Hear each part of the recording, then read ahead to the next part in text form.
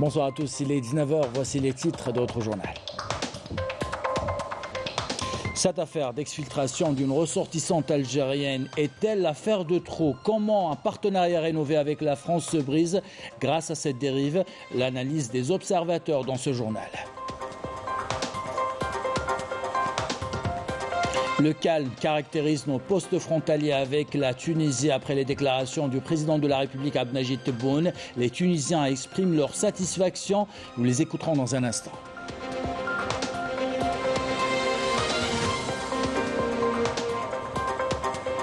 Dans le grand format de ce soir, nous vous emmenons plus près des rescapés syriens et turcs grâce à nos deux envoyés spéciaux de la télévision publique, Hicham Saadoudi et Abdeljabbar Ben Yahya.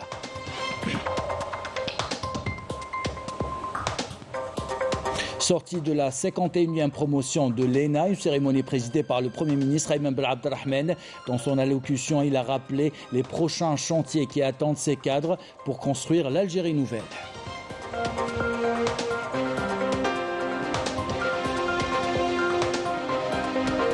Enfin, à Sétif, la neige a transformé les paysages de plusieurs régions. À Megrez, grands et petits se sont donné rendez-vous à l'extérieur pour profiter de la poudreuse. Les images à la fin de ce journal. Voilà pour les titres, bienvenue à tous. On entame ce journal par les répercussions d'une affaire sordide qui secoue les relations bilatérales entre la France et l'Algérie. L'exfiltration d'une ressortissante algérienne ne passe pas. L'Algérie condamne une atteinte à sa souveraineté.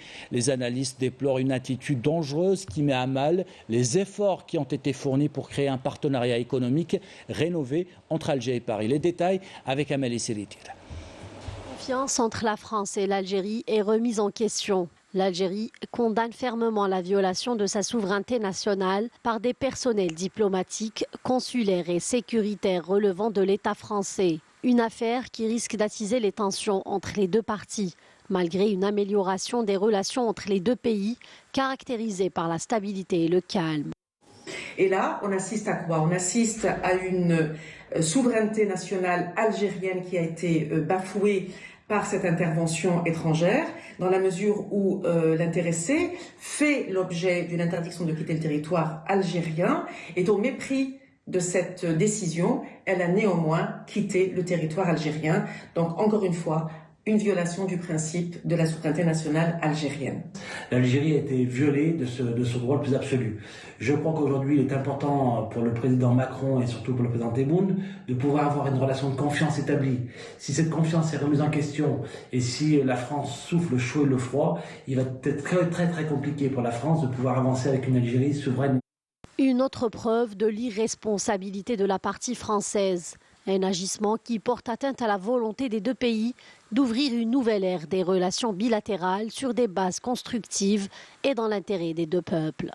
البيان تكلم أولا على أن هناك من لديه مصلحة في تقويض العلاقات ما بين. Le communiqué évoque qu'il y a des partis qui ont intérêt à saper les relations entre l'Algérie et la France. Il y a des éléments de la DGSE qui œuvrent à porter atteinte aux relations entre l'Algérie et la France, des relations qui commençaient à connaître une amélioration ces derniers temps. Ces partis ne manquent pas à montrer leur soutien au Makhzen, notamment à travers les médias et les réseaux sociaux. La position de l'Algérie est claire. Il faut savoir que l'Algérie d'aujourd'hui n'est pas celle d'avant. Le principe de l'égalité fait partie des valeurs de novembre que nous avons hérité de nos aïeux. Les relations entre l'Algérie et la France traversent une nouvelle phase de tension. L'exfiltration clandestine et illégale d'une ressortissante algérienne sous la protection des autorités françaises risque de troubler le climat serein qui caractérise les relations entre les deux pays ces derniers temps. Dans l'actualité de ce samedi, nous vous emmenons aux frontières algéro-tunisiennes. Le trafic a repris. Les Tunisiens ont réagi à la décision du président de la République Abdelmajid Tebboune qui a ordonné de faciliter l'entrée de et vers la Tunisie, vers le territoire national. Reportage de nos équipes de la station de Constantine et de Ouergla. Commentaire signé Amel Bouarba. Les décisions du président de la République Abdelmajid Tebboune pour faciliter la circulation des Tunisiens au niveau des postes frontières avec l'Algérie sont saluées par les habitants de ce pays voisin. Nos équipes se sont déplacées au poste frontalier Tboul. Sur place, les Tunisiens se montrent satisfaits de la fluidité du passage.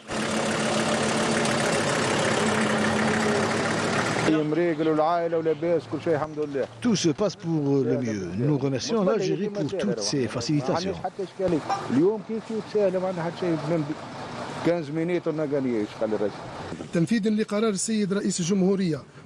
Conformément aux instructions du président de la République, la police des frontières au niveau du poste frontalier Tboul veille à l'application de toutes les facilitations d'entrée et de sortie des Tunisiens.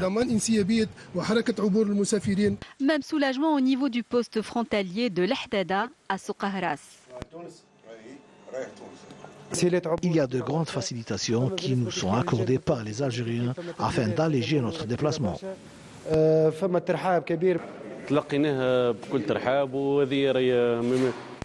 L'Algérie nous a toujours habitués à ce genre de décisions honorables. Ce n'est pas étonnant car les liens qui nous lient au peuple algérien sont très forts. Direction le poste frontalier Taleb l'Arbi d'El-Oued où les mêmes dispositions sont assurées.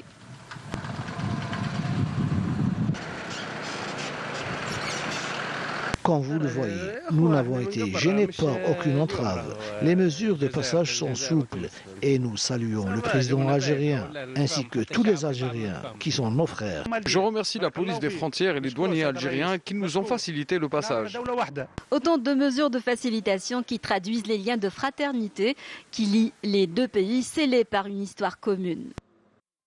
L'avion de la compagnie Air Algérie qui transporte les dépouilles des 2 ressortissants algériens décédés en Turquie suite au séisme qui a secoué ce pays est arrivé aujourd'hui. Elle a atterri à l'aéroport international Houari Boumediene, en présence de la ministre de la Solidarité nationale, de la famille et de la condition de la femme Kautar Kerikou, des représentants du ministère des Affaires étrangères et de la communauté nationale à l'étranger et des familles des 2 victimes. Rappelons que les services du consulat général d'Algérie à Istanbul ont accompli toutes les formalités nécessaires et se sont acquittés de toutes les charges financières pour le rapatriement des 2 corps. Je vous propose d'écouter ces déclarations. رحت مع امي متها ودوك السما هي امي متها حبهم ربي ما خلى الطفله محروق على امها ما خلى الام محروق على بنيتها هو عالم. Nous remercions notre État pour les grands efforts déployés par le biais du ministère des Affaires étrangères, le ministère de la Solidarité et le ministère de la Santé. يتكفلوا وشي اللي يقدروا يعاونونا به يعطيهم الصحة وبارك الله فيهم. نترحموا على أرواح. Nous nous recueillons à la mémoire des 2 victimes et à la mémoire de toutes les victimes de ce séisme. Nous présentons nos condoléances au papa et aux 2 peuples frères. نترحموا أيضا على كل ضحايا الزلزال لكل من الشعبين الشقيقين السوري والتركي. Actualité oblige, nous consacrons le grand format de ce week-end au séisme qui a rasé plusieurs villes turques et syriennes de la carte. Nous vous parlons de cet élan de solidarité de l'Algérie qui a dépêché des secouristes sur place. Un travail salué par les autorités des 2 pays qui a permis de sauver plusieurs dizaines de vies. Le président de la République Abdelmadjid Tebboune a décidé d'octroyer des aides d'urgence pour aider ces 2 pays. 30 millions de dollars pour la Turquie, 15 millions pour la Syrie. Couverture de nos 2 envoyés spéciaux sur place en Turquie et en Syrie. Hicham Saadoudi, Abdeljabbar Ben Yahya, commentaire signé Amel Bouakba. Dans ces zones sinistrées réduites en poussière, les équipes de secouristes algériennes ne ménagent aucun effort pour sauver des vies et sortir des survivants. Cela fait 6 jours que les secouristes algériens travaillent sans relâche. La tâche est difficile, mais nos équipes relèvent remarquablement le défi.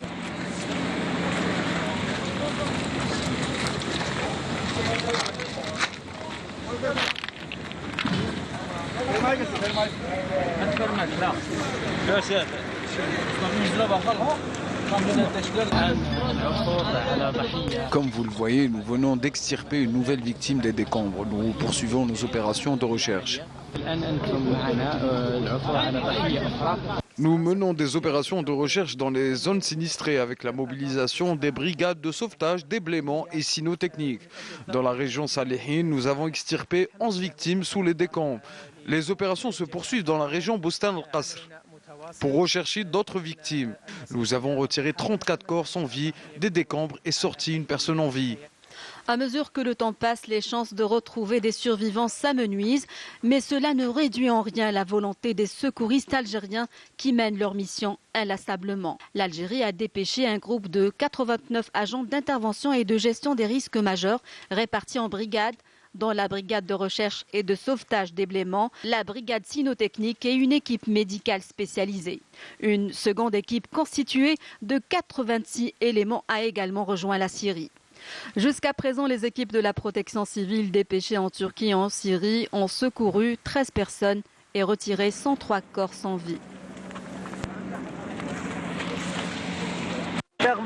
J'ai passé un moment pénible, j'ai frôlé la mort. Je remercie Dieu et je remercie les secouristes algériens. La situation est difficile, beaucoup plus que vous ne pouvez l'imaginer. Dieu merci, mon père et moi sommes en vie, mais malheureusement nous perdons chaque jour un proche. On remercie la protection civile algérienne et le peuple algérien.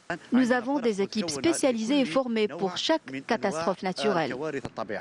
Le séisme meurtrier qui a ébranlé la Turquie et la Syrie a suscité un élan extraordinaire des Algériens. Cet esprit de solidarité est relaté par 2 envoyés spéciaux en Syrie et en Turquie. Hicham Saadoudi nous rappelait encore ce matin dans ses lives à quel point la tâche est immense sur place.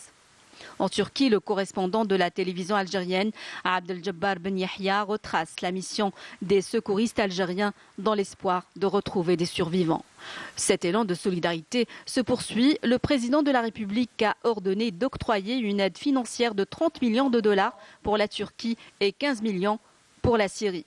Cet esprit de solidarité trouve un écho mondial sur les réseaux sociaux avec des messages partagés des centaines de milliers de fois, saluant l'Algérie pour sa solidarité avec les pays voisins et amis dans les moments difficiles. Et en Syrie, c'est une véritable course contre la montre qui se poursuit. L'envoyé spécial de la télévision publique, Hicham Saadoudi, suit chaque évolution sur le terrain. Il nous livre aujourd'hui les témoignages des civils et le directeur général également de l'Organisation mondiale de la santé. Commentaire signé Raouf Habouch. Partout, le regard se pose, c'est la désolation pour ces habitants du quartier de Zahrat el-Boustan dans la ville d'Alep. Sur place, notre envoyé spécial Hicham Saadoudi nous fait vivre chaque jour et chaque information.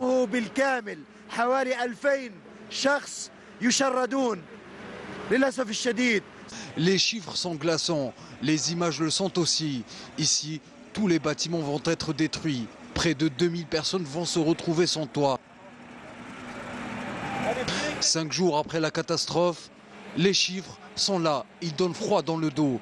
Plus de 25 000 personnes ont trouvé la mort dans ce séisme qui a secoué la Turquie et la Syrie. Le pire tremblement de terre depuis un siècle. Le directeur général de l'OMS était ce matin sur place pour constater les dégâts.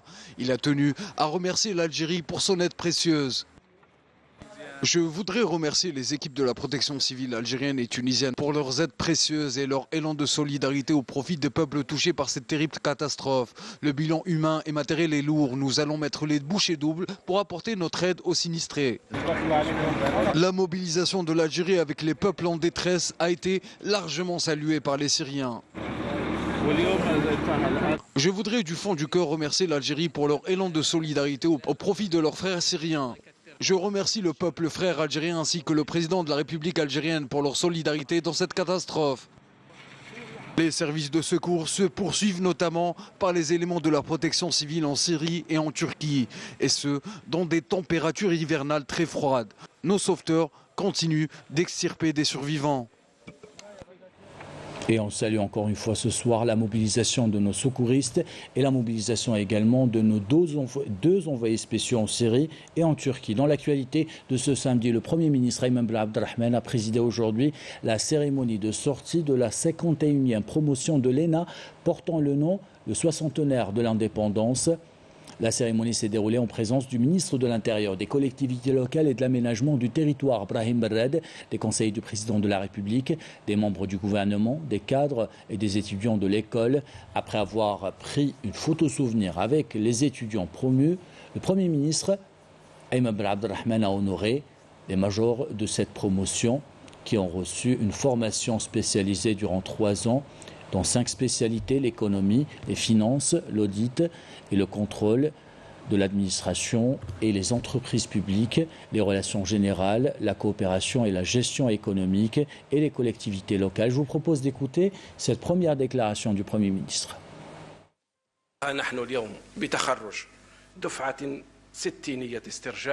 Nous assistons aujourd'hui à la sortie de la promotion du 60e anniversaire de l'indépendance.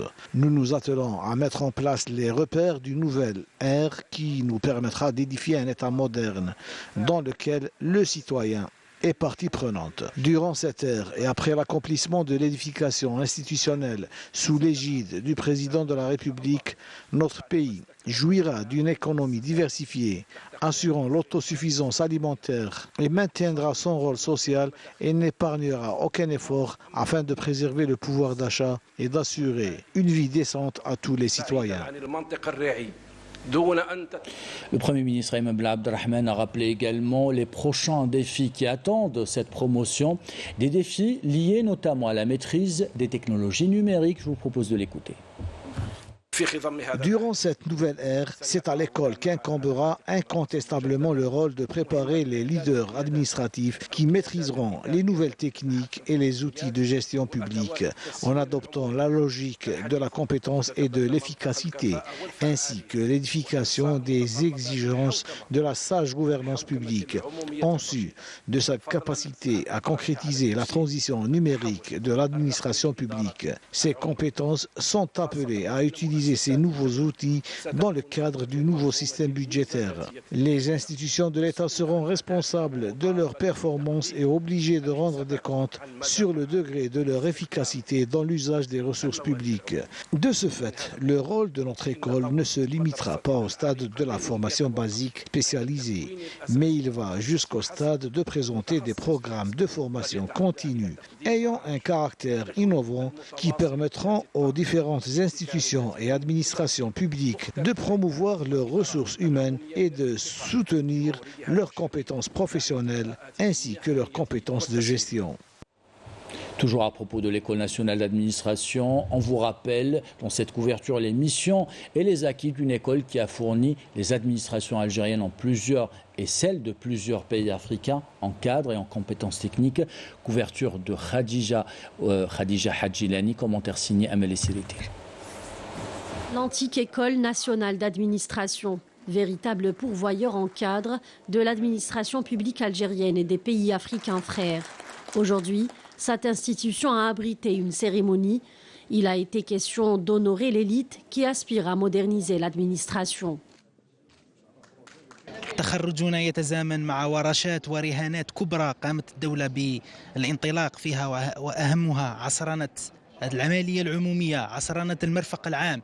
نجد فخورة كذلك بانتمائي إلى هذه الدفعة المسماة دفعة ستينيات الاستقلال التي يأبى خريجها إلا إلى مواكبة كل مستجدات العصر. رجينا من الله عز وجل أن يوفقنا في مسارنا المهني وفي خدمة الوطن والمواطن. نحن إطارات المستقبل، نتمنى نكون قد المسؤولية الموكلة لنا كإطارات المستقبل، وأن سنكون دائما في خدمة الدولة الجزائرية والمرفق العمومي. فبقدر شعورنا بالافتخار فنحن على كامل الدراية بالمسؤولية الملقاة على عاتقنا.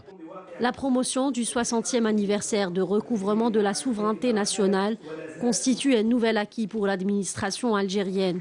Une promotion appelée, grâce à ses compétences, à construire un État moderne. L'École nationale d'administration joue un rôle stratégique dans le domaine de la formation d'une ressource humaine qualifiée pour diriger les institutions et administrations publiques et conduire l'Algérie vers une nouvelle ère qui commence déjà à se concrétiser grâce aux efforts du président de la République.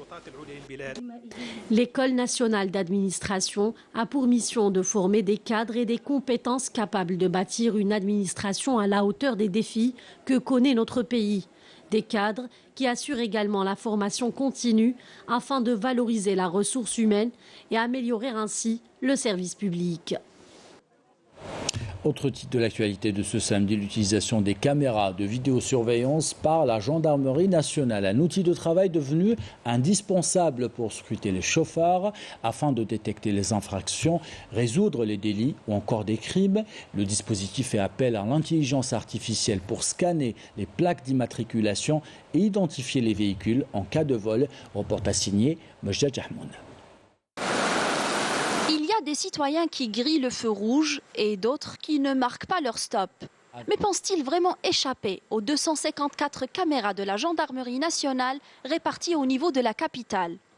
Un trafic scruté à partir de la salle d'opération de Cheraga et ce, 24 heures sur 24.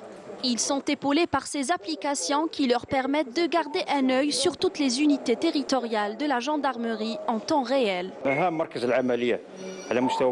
La mission de la salle d'opération du regroupement d'Alger est le suivi quotidien du trafic routier. Nous surveillons entre autres les accidents de circulation, la criminalité et nous faisons en sorte de fluidifier le trafic routier. Notre mission consiste également à suivre en permanence nos unités territoriales réparties sur la capitale pour agir en cas d'urgence. Dernièrement, nous avons arrêté 2 bus. Le premier a percuté exprès le deuxième sur la route nationale numéro 36, suite à quoi nos éléments de la brigade territoriale de Douira les ont immédiatement arrêtés. Les caméras de surveillance nous permettent de contrôler les réseaux routiers et d'agir en cas de vol.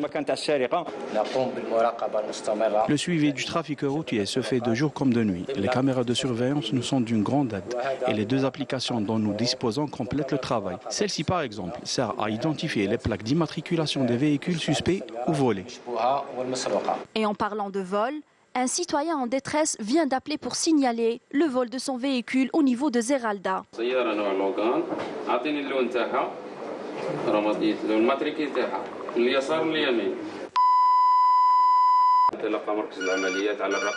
Ce citoyen a appelé le 1055 pour lui venir en aide. Son véhicule de type Dacia Logan vient d'être volé. Nous allons informer toutes les brigades territoriales de la gendarmerie par un appel radio pour intervenir. À peine l'appel terminé,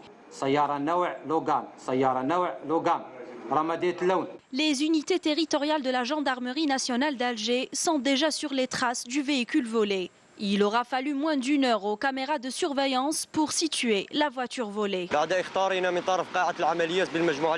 Suite à l'appel radio du vol d'un véhicule de type Dacia Logan grise qui passait par le barrage de Bridjan sur la route nationale numéro 11, repéré par nos caméras de surveillance, après avoir vérifié les documents du conducteur suspect, nous l'avons immédiatement arrêté pour le conduire au siège de la brigade territoriale de la gendarmerie de Stawali, afin qu'il soit traduit devant la justice. La